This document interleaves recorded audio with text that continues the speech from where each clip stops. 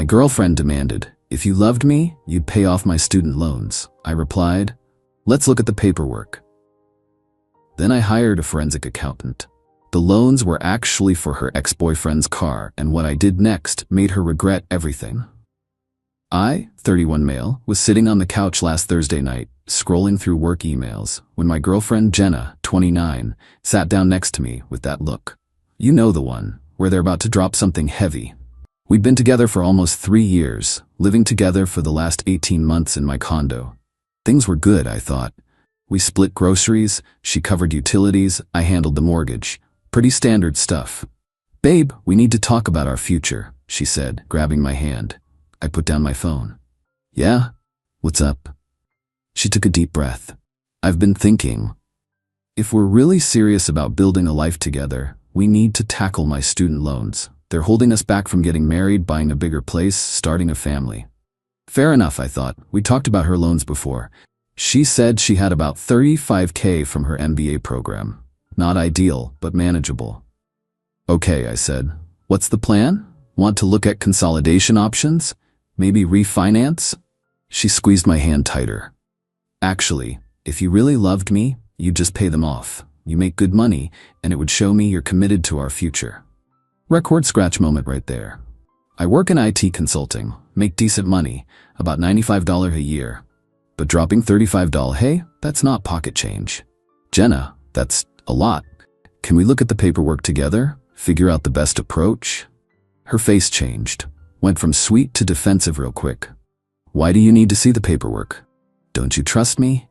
"It's not about trust. It's about understanding what we're dealing with. Interest rates, payment terms, that stuff matters." She stood up, crossed her arms. "This is exactly what Tori said would happen. You say you love me, but when it comes to actually proving it, you get all analytical." Tori, her best friend who's been divorced twice and thinks all men are trash. Great. Jenna, asking to see paperwork for a $35,000 financial decision isn't weird, it's responsible. "If you loved me, you wouldn't need paperwork." She was getting louder now. "Keith would have done it without asking questions." Keith. The ex-boyfriend she swears she's over but brings up whenever we argue. The guy who supposedly broke her heart 2 years before we met. "I'm not Keith," I said, staying calm. "And if you want my help, I need to see the loans." "That's reasonable." She stormed off to the bedroom, slammed the door. Classic. I sat there thinking. Something felt off. She'd been weird about money lately. Asking for cash for emergencies that she never fully explained. Getting packages she said were returns, but never seemed to actually return. Next morning, she acted like nothing happened. Made breakfast, kissed me goodbye for work. But I couldn't shake the feeling. So I did something maybe I shouldn't have. I hired a forensic accountant. Found the guy through a friend who went through a nasty divorce.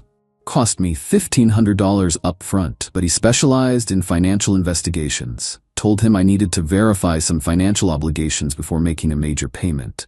Gave him what I knew, her full name, the school she attended, rough dates. Told him she claimed $35 in student loans. 3 days later, he called me at work. "Mr. Thompson, you might want to sit down for this." Update 1. Holy hell. The forensic accountant Bradley just laid it all out, and I'm still processing.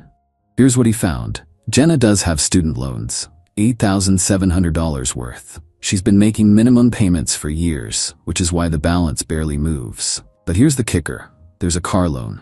A $26,000 car loan for a BMW M3 taken out 4 years ago. The name on the loan? Jenna Reeves, her name. The registered owner? Keith Morrison, her ex-boyfriend. She's been paying $540 a month for his car for 4 years. Bradley found more. The loan originated 2 months before she claims they broke up. She's listed as the primary borrower. He's not even co-signed. The car's registration has been renewed twice, still in his name. Insurance records show he's had 2 claims on it. Minor accidents, both his fault. But wait, it gets worse. Remember those emergencies she needed cash for? Bradley traced patterns. Every month around the 15th, she'd withdraw $500 to $600 cash. The car payment hits on the 20th. She's been using my money to pay for her ex's car. I felt sick, actually had to leave work early. When I got home, Jenna was there with Tori. They were drinking wine, laughing about something on Tori's phone. stopped when they saw me. "You're home early," Jenna said, suddenly nervous. "We need to talk. Alone." Tori rolled her eyes.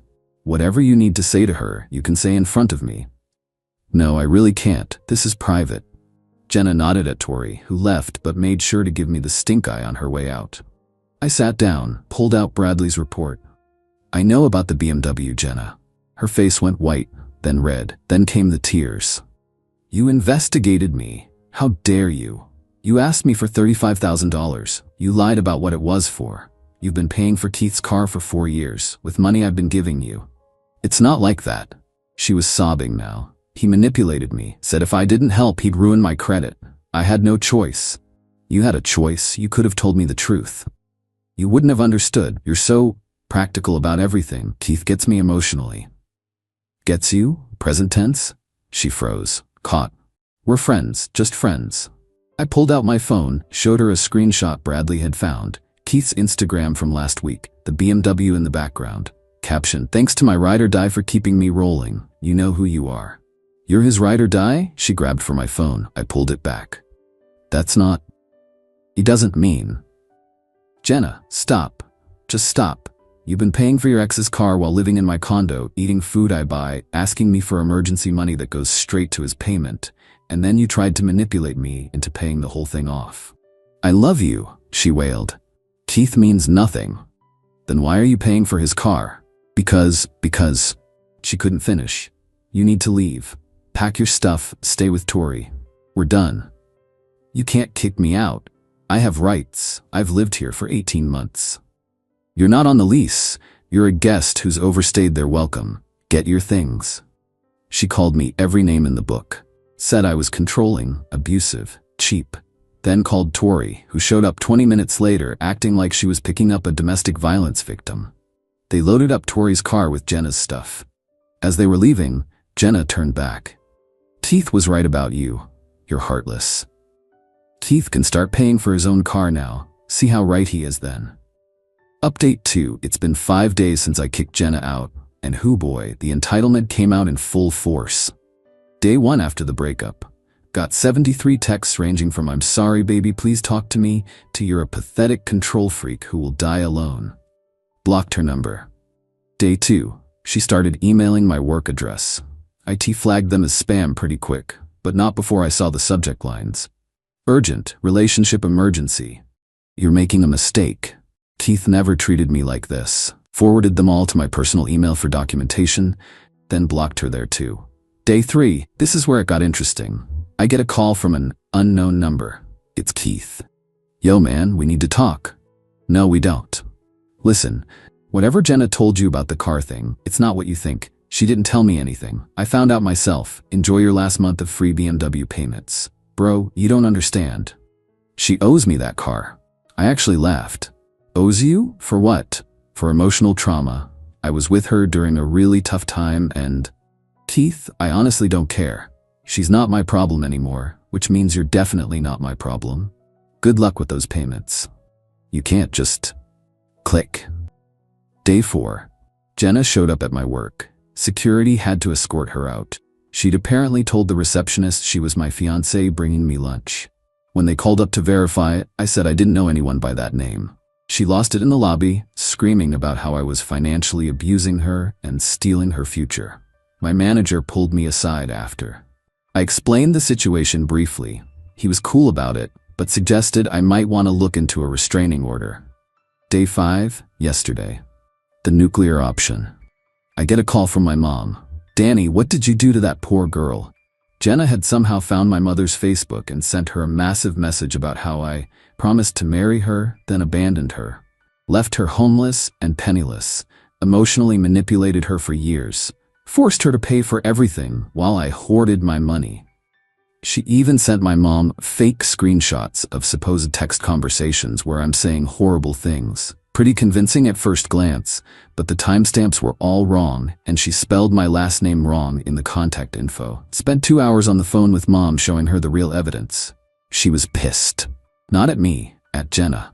The audacity of that girl, using her ex-boyfriend to manipulate you, and then trying to turn me against my own son. But here's where it gets really good. Last night, around 11 p.m., I get a notification from my credit monitoring app. Someone tried to apply for a credit card using my SSN. Guess who knows my SSN from all those times she helped me with tax paperwork? Called the credit card company immediately. Fraud department flagged it, canceled the application. Then I did something I probably should have done earlier, put a freeze on my credit. This morning, woke up to an email from Tori. Not Jenna, Tori. Subject: you need to fix this. Body: Jenna is staying with me and can't pay her share of anything because you've cut her off without warning.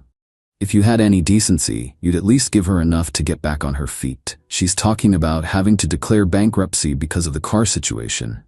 Keith is threatening to sue her if she stops paying. This is your fault for not just helping her in the first place.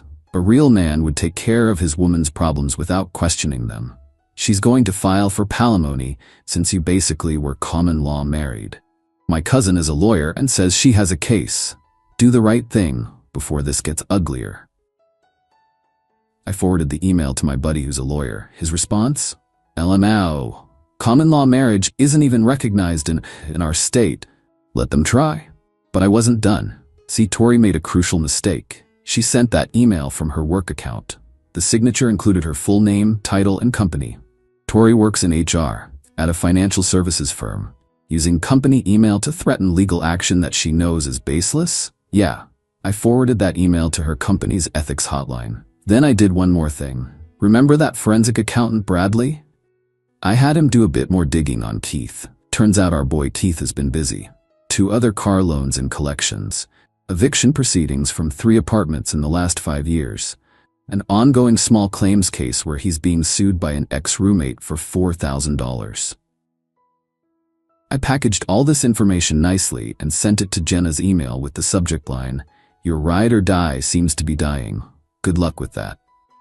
One final thing. I called the BMW dealership where the loan originated, explained the situation to their finance manager.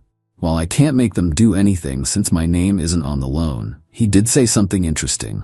If she stops making payments and it goes into repo, we'll definitely be interested in knowing the vehicle's location. Guess whose address I happen to know? Update 3. It's been 2 weeks since everything went down, and the aftermath has been chef's kiss, exactly what they deserved. First, let's talk about Tori. Remember that email she sent from her work account? Well, her company's ethics department took it very seriously. Using company resources to make legal threats? Big no-no. She got suspended pending investigation, and from what I heard through the grapevine, mutual friend who works there, she's probably getting fired. She tried to backtrack, claimed her account was hacked by Jenna, which made it worse because now she's lying to investigators. Her cousin, the lawyer? He's actually a paralegal, and when the company's legal team reached out to verify her claims about palimony, he threw her under the bus immediately. Now for Keith. Oh, Keith. So Jenna apparently panicked after getting my email about his financial situation. She confronted him about the other debts. His response? He accused me of making it all up and convinced her I was just trying to break them up because I was jealous of their connection. She believed him. Actually believed him. Until the repo man showed up at his apartment at 6 a.m. last Tuesday. See, Jenna missed the car payment this month. First time in 4 years. The loan was already flagged as high risk because of the payment history, lots of late payments she covered with fees.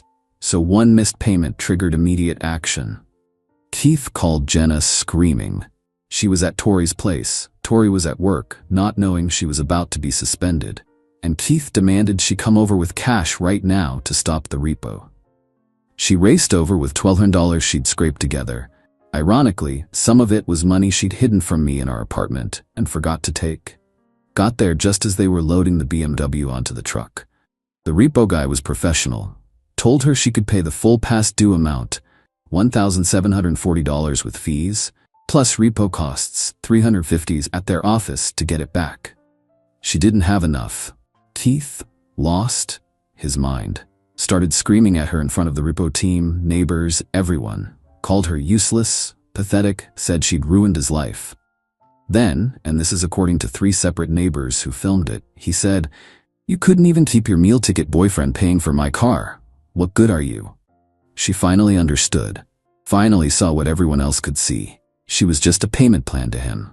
The videos hit social media fast. Someone tagged them, "Gold digger gets exposed by bigger gold digger." Went semi-viral locally. Both their reputations are toast.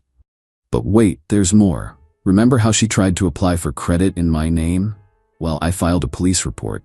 Detective called me yesterday. Turns out this isn't Jenna's first rodeo. She has a previous warning for the same thing with an ex from 5 years ago. Never prosecuted because he didn't want to press charges, just wanted her gone. I'm pressing charges. The detective also found something interesting. Those student loans she has? She's been in default for 3 years. Never told me that. The $8,700 has ballooned to almost $14,000 with penalties and interest. Her credit is destroyed. Yesterday afternoon, I get a call from an unknown number. Almost didn't answer, but something told me to pick up. It was Jenna's mom, Gloria. Is this Daniel? Yes. I just wanted to apologize for my daughter. I saw the videos. I raised her better than this. We talked for almost an hour.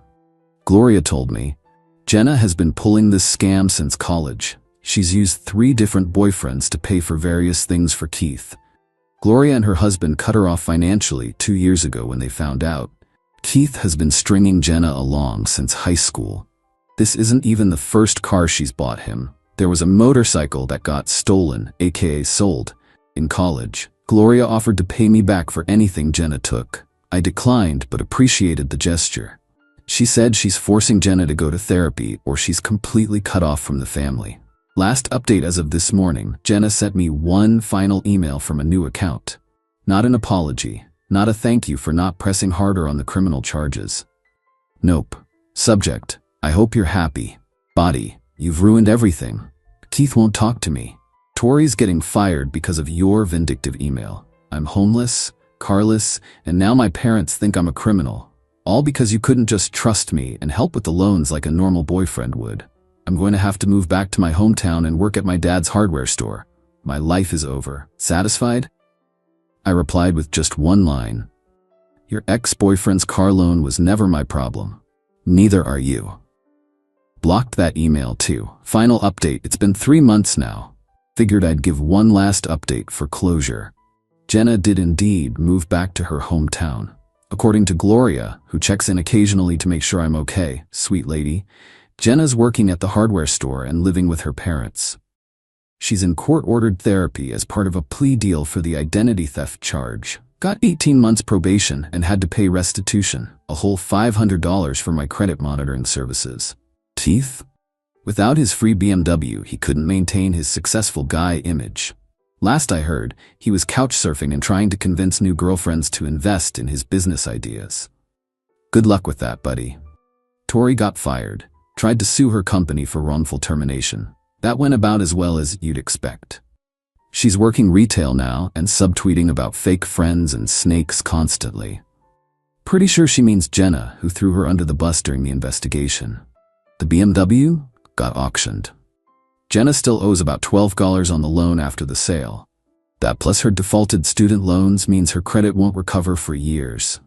As for me, I'm doing good. Started dating someone new. Met her at a financial literacy workshop I started attending, figured I should brush up after this mess. She thought the whole story was wild but appreciated how I handled it. We joke that our first date activity will not be reviewing loan documents. Kept the forensic accountant's number though. Bradley sends me a Christmas card now. Says I was his most entertaining case of the year. Lesson learned. When someone tells you love means never having to see the paperwork, run. Run fast, run far, and take your credit report with you. Oh, and one final thing. Last week, I got a LinkedIn notification. Keith tried to connect with me. His message? Hey bro, no hard feelings about the whole situation. Actually starting a new venture and looking for investors. Interested? The audacity. The absolute audacity. Clicked ignore. Some people never learn. Edit. Since some of you asked, yes, I kept all the documentation. Yes, my lawyer says I'm fully protected. No, I don't regret a single thing. The $1,500 for the forensic accountant was the best money I ever spent.